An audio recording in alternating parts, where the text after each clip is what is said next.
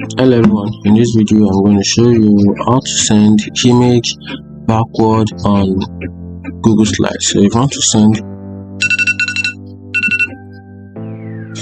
send image backward, so that you can get it done. First you have to highlight on the image you want to send backward. So I want to send this particular image backward. Notice there's a particular image that is lying on this image.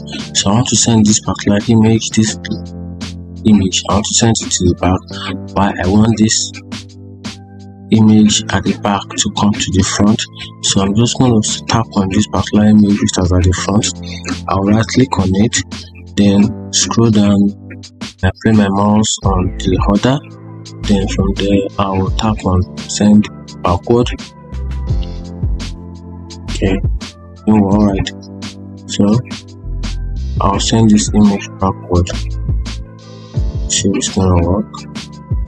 Send to the back. You can see this particular image has been sent to the back, while the one at the back has been sent to the front. And that is how to send image backward, send image to the back on slide. If you find this helpful, like and follow for more. Thank you.